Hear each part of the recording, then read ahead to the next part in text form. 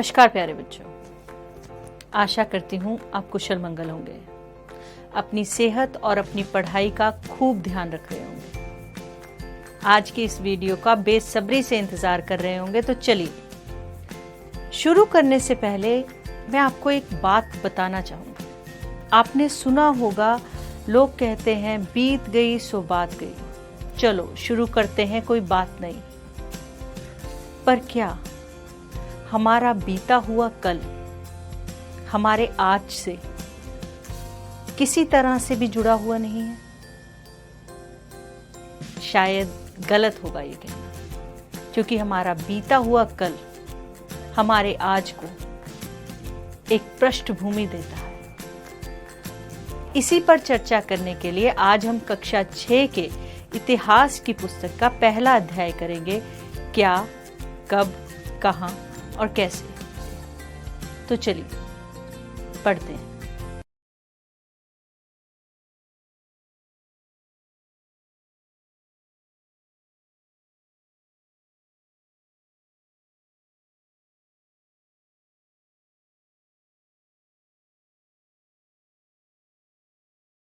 इस साल तुम छठी कक्षा में इतिहास पढ़ोगे। इतिहास समाज विज्ञान का हिस्सा माना जाता है। समाज विज्ञान हमें अपनी सामाजिक दुनिया की कार्यप्रणाली को समझने में मदद करता है। इतिहास बताता है कि आज की दुनिया कैसे विकसित हुई। यह हमें वर्तमान के अतीत के बारे में बताता है। आपकी पुस्तक में एक रशीदा नाम की लड़की का जिक्र किया गया है, जो घर पर बैठे अखबार को पढ़ रही थी।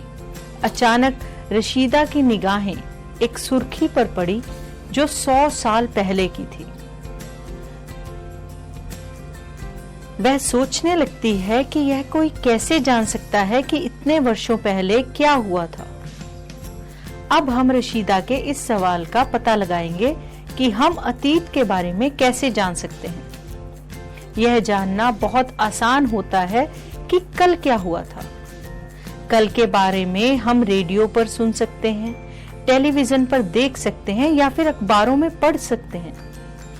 पिछले साल क्या हुआ था इसके बारे में भी हम किसी ऐसे व्यक्ति से बात कर सकते हैं जिसे उस समय की स्मृति हो। लेकिन बहुत पहले क्या हुआ था, यह हम कैसे जान सकते हैं? हम अतीत के बारे में बहुत कुछ जान सकते हैं, जैसे लोग क्या खाते थे, वह कैसे कपड़े पहनते थे, किन किन घरों में रहते थे। हम शिकारियों, पशुपालकों, शासकों, व्यापारियों, पुरोहितों, शिल्पकारों, कलाकारों, संगीतकारों या फिर वैज्ञानिकों के जीवन के बारे में जानकारियां हासिल कर सकते हैं। आधुनिक भारत दक्षिण एशिया में आता है। इसके साथ बच्चों, दक्षिण एशिया में आधुनिक भारत के अलावा पाकिस्तान, बांग्लादेश, नेपाल, भूटान और श्रीलंका आता है। अफगानिस्तान, ईरान, चीन तथा म्यांमार दक्षिण एशिया के पड़ोसी देशों को दर्शाता है। दक्षिण एशिया एक महाद्वीप से छोटा है, लेकिन विशालता तथा बाकी एशिया से समुद्रों, पहाड़ियों तथा पर्वतों से बटे होने के कारण इसे उपमहाद्वीप कहा जाता है। अब हम यह पता लगाएंगे कि प्राचीन काल में कई लाखों वर्ष पहले लोग कहाँ रहते थे, किन फसलों को उपजाते थे, किन पशुओं को पालते थे और लोगों ने कौन कौन से नए नगर बसाए थे। आपकी पुस्तक में भारत के मानचित्र को दर्शाया गया है।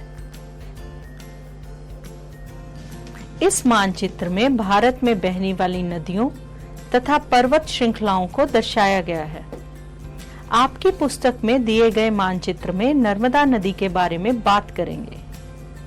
नर्मदा नदी को रीवा नदी के नाम से भी जाना जाता है। इससे पहले नर्मदा नदी का नाम नर्बुदा था। नर्मदा नदी भारत के मध्य में बहती है। नर्मदा नदी को मध्य प्रदेश और गुजरात की जीवन रेखा भी कहा जाता है। कई लाख वर्ष पहले लोग इस नदी के किनारे पर रहते थे। यहाँ पर रहने वाले आरंभिक लोगों में से कुछ कुशल संग्राहक थे जो आसपास के जंगलों की विशाल संपदा से परिचित थे। अपने भोजन के लिए ये लोग जड़ों, फलों तथा जंगल के अन्य उत्पादों का संग्रह किया करते थे। यहाँ के लोग जंगलों में शिकार भी किया करते थे। अब हम मानचित्र में दिए गए उत्तर पश्चिम की सुलेमान और किरथर पहाड़ियों की बात करेंगे। सुलेमान पर्वत दक्षिण पूर्वी अफगानिस्तान और पश्चिमी पाकिस्तान के बलूचिस्तान प्रांत के उत्तर भाग में स्थित एक प्रमुख पर्वत श्रृंखला है। सुलेमान पर्वत ईरान के पठार का पूर्वी छोर है और भौगोलिक रूप से उसे भारतीय उपमहाद्वीप से विभाजित करते हैं। इस श्रृंखला के सबसे प्रसिद्ध शिखर बलूचिस्तान में स्थित हैं। सुलेमान श्रृंखला से क्षेत्र की दो मुख्य नदियां निकलती हैं, डोरी नदी और गोमल नदी। किरथर पर्वत सिंध तथा बलूचिस्तान में झालावान क्षेत्र की सीमा पर स्थित एक पर्वत श्रेणी है। इसी क्षेत्र में कुछ ऐसे स्थान हैं जहां 8000 वर्ष पूर्व यहाँ के लोगों ने सबसे पहले गेहूं तथा जौ जैसी फसलों को उपजाना आरंभ किया। इन लोगों ने भेड़, बकरी और गाय, बैल जैसे पशुओं को पालना शुरू किया। यह लोग अक्सर गांव में रहते थे। अब हम मानचित्र के उत्तर पूर्वी में गारो पहाड़ियां और मध्य में विंध्य पहाड़ियों पर चर्चा करेंगे। गारो पर्वत भारत के मेघालय राज्य में छोटे पहाड़ों की श्रृंखला है, जिसके अंतर्गत मेघालय के 3 जिले आते हैं, पूर्वी, पश्चिमी और दक्षिणी गारो हिल्स। यह मेघालय में गारो खासी श्रृंखला का हिस्सा है। यहाँ मुख्य रूप से आदिवासी बसते हैं, जिनमें से मुख्यतः गारो लोग हैं। शिलोंग मेघालय की राजधानी इन्हीं पर्वतों में स्थित है। विंध्याचल पर्वत श्रृंखला भारत के पश्चिम मध्य में स्थित प्राचीन गोलाकार पर्वतों की श्रृंखला है, जो भारत उपखंड को उत्तरी भारत व दक्षिणी भारत में बांटती है। विंध्याचल का मतलब है विंध्य जमा आंचल, विंध्य पर्वत।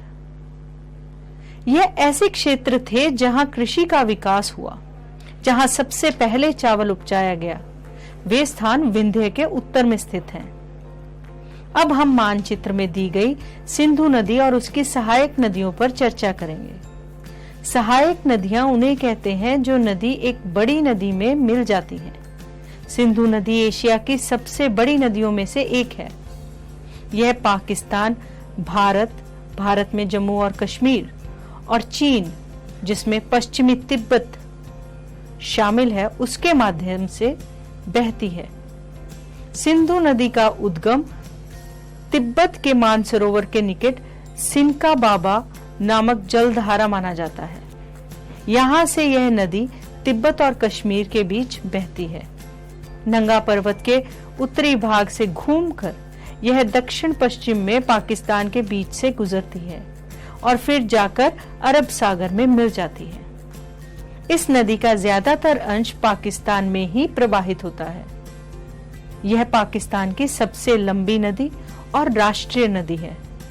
सिंधु की 5 उपनदियां हैं। इनके नाम है वितस्ता, चंद्रभागा, इरावती, विपासा, शत्रु, जिसे सतलुज के नाम से भी जाना जाता है। ये 5 उपनदियां हैं। इनमें शत्रु सबसे बड़ी उपनदी है। सतलुज नदी पर बना भाखड़ा नंगल बांध के द्वारा सिंचाई एवं विद्युत परियोजना को बहुत सहायता मिली है। इसकी वजह से पंजाब एवं हिमाचल प्रदेश में खेती ने वहां का चेहरा ही बदल दिया है। यहाँ जो हम पंजाब के हिस्से की बात कर रहे हैं, ये वो पंजाब है जो भारत में है। वितस्ता, जिसे झेलम के नाम से भी जाना जाता है, इस नदी के किनारे श्रीनगर स्थित है।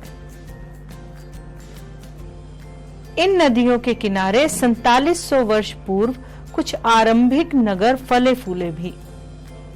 अब हम मानचित्र में दी गई गंगा नदी और उसकी सहायक नदी सोन नदी पर चर्चा करेंगे। गंगा भारत की सबसे महत्वपूर्ण नदी है। यह भारत और बांग्लादेश की दूरी तय करती हुई उत्तराखंड में हिमाचल से लेकर बंगाल की खाड़ी के सुंदरबन तक विशाल भूभाग को सींचती है। देश की प्राकृतिक संपदा ही नहीं, जन मन की भावनात्मक आस्था का आधार भी गंगा नदी में छिपा है।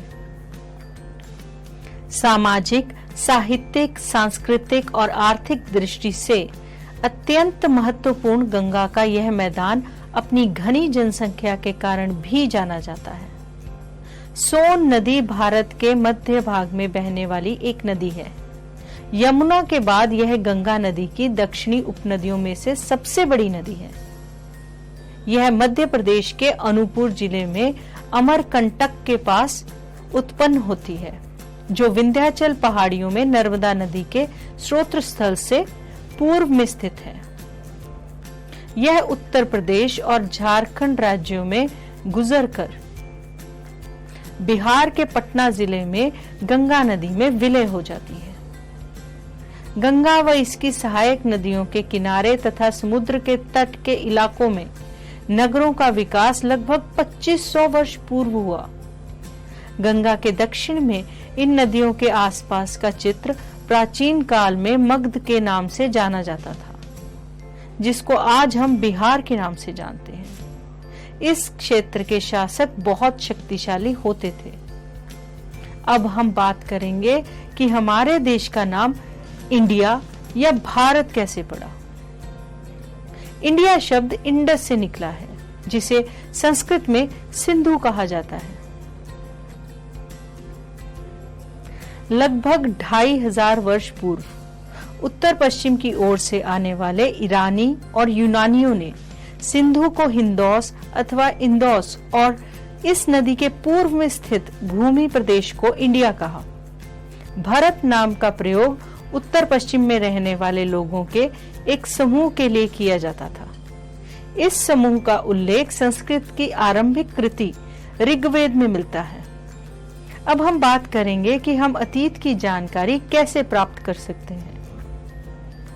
इनमें से एक तरीका अतीत में लिखी गई पुस्तकों को ढूंढना और पढ़ना है।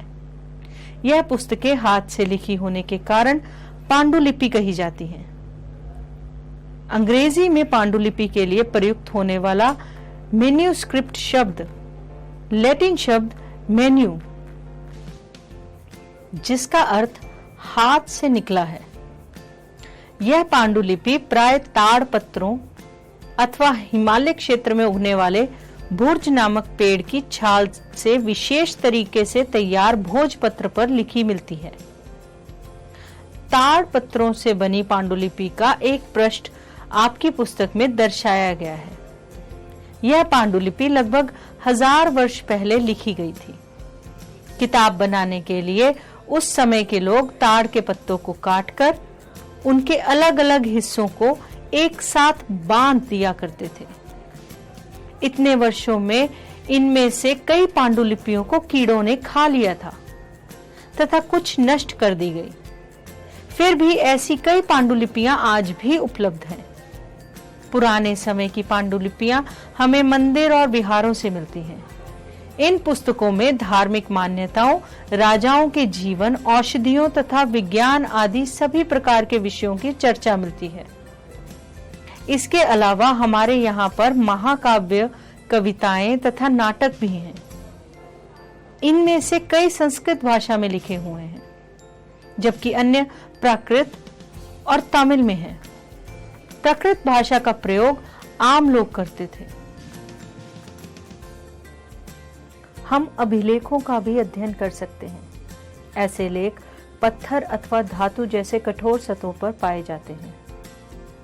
कभी कभी पुराने समय के शासक अथवा अन्य लोग अपने आदेशों को इस तरह उत्कीर्ण कराते थे ताकि लोग उन्हें देख सकें, पढ़ सकें तथा उसका पालन कर सकें। पुराने शासक ऐसे पत्थर और धातु का प्रयोग लड़ाइयों में अर्जित विजयों का लेखा जोखा करने के लिए करते थे। आपकी पुस्तक में एक अभिलेख का चित्र दिया हुआ है।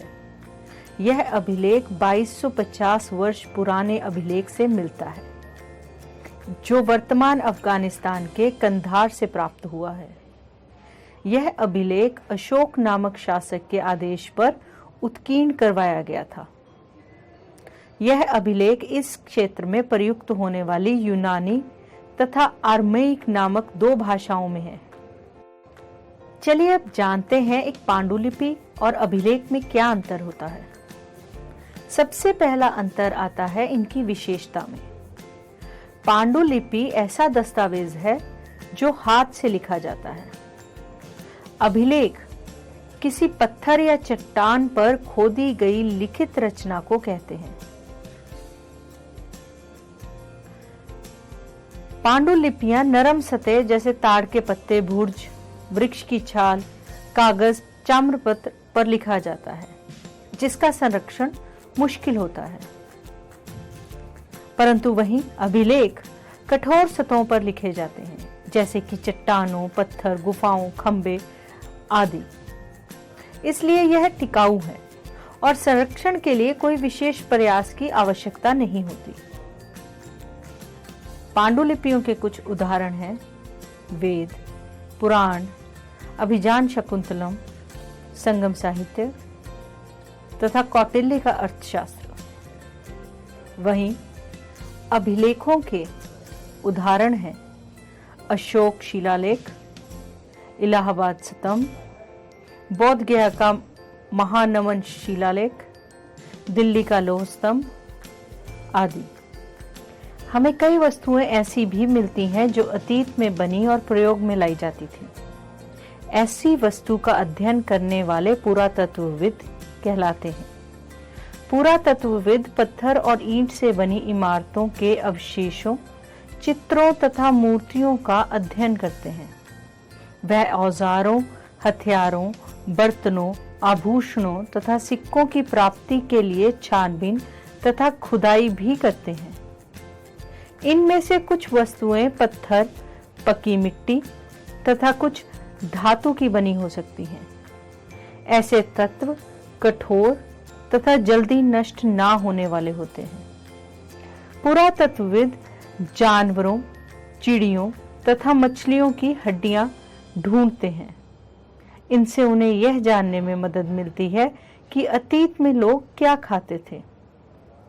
पांडुलिपियों, अभिलेखों तथा पुरातत्व से ज्ञात जानकारियों के लिए इतिहासकार स्तोत्र शब्द का, जैसे कि पशुपालकों तथा कृषकों का जीवन राजाओं तथा रानियों से भिन्न था। व्यापारियों का जीवन शिल्पकारों के जीवन से बहुत भिन्न था। हम जानते हैं कि उस समय भी देश के अलग अलग क्षेत्रों में लोग अलग अलग व्यवहारों और रीति रिवाजों का पालन करते थे। जैसे कि आज भी हम अंडमान द्वीप के लोगों की बात करेंगे तो वहां के लोग आज भी अपना भोजन मछलियां पकड़कर, शिकार करके तथा फल फूल के संग्रह द्वारा प्राप्त करते हैं। इसके विपरीत शहरों में रहने वाले लोग खाद्य आपूर्ति के लिए उन व्यक्तियों पर निर्भर रहते हैं। इसके अलावा इतिहास में एक अलग ही भेद है। उस समय शासक अपनी विजय का लेखा जोखा रखते थे।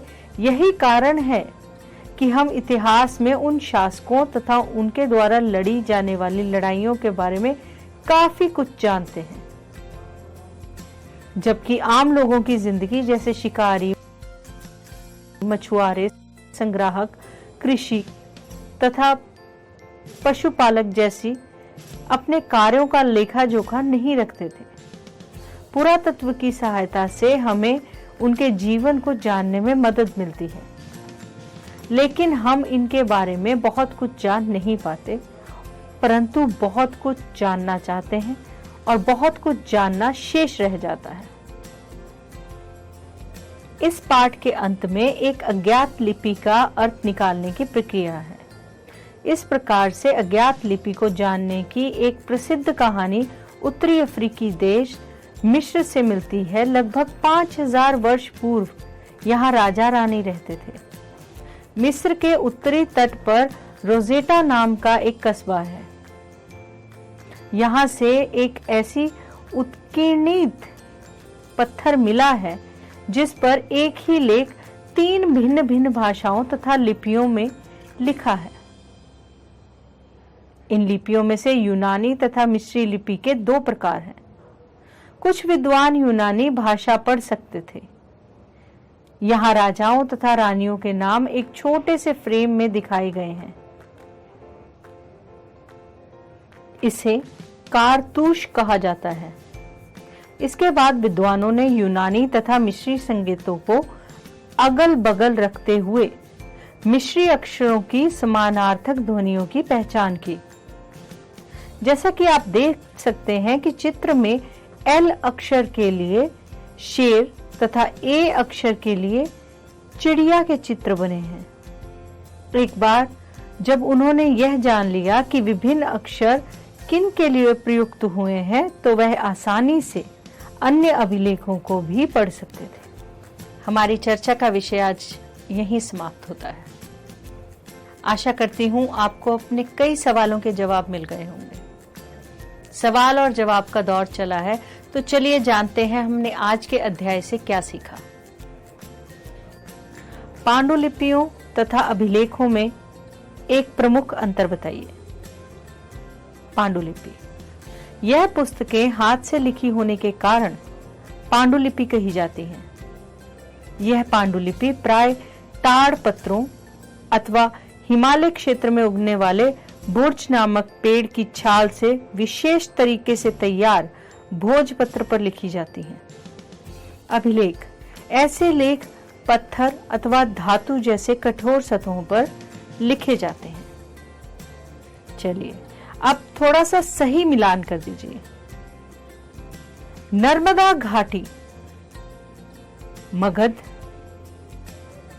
गारो पहाड़ियां, सिंधु तथा इसकी सहायक नदियां, गंगा घाटी। नर्मदा घाटी जुड़ी है आखेट तथा संग्रहण से। मगध लगभग 2500 वर्ष पूर्व के नगर के रूप में जाना जाता है। गारो पहाड़ियां आरंभिक कृषि के लिए जानी जाती हैं।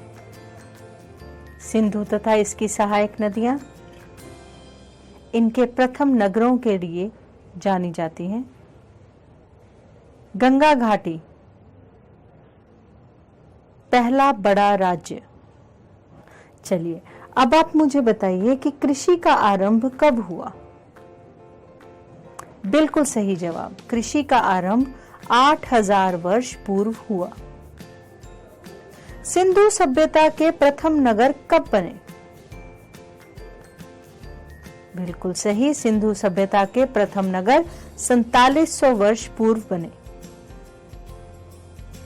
आज का आखिरी सवाल, गंगा घाटी के नगर मगध का बड़ा राज्य कब बना। बिल्कुल सही, गंगा घाटी के नगर मगध का बड़ा राज्य 2500 वर्ष पूर्व बना। इसी के साथ हमारा आज का अध्याय समाप्त होता है। हम जल्द ही मिलेंगे एक नई वीडियो के साथ। तब तक के लिए स्वस्थ रहिए, सुरक्षित रहिए तथा पढ़ते रहिए। नमस्कार।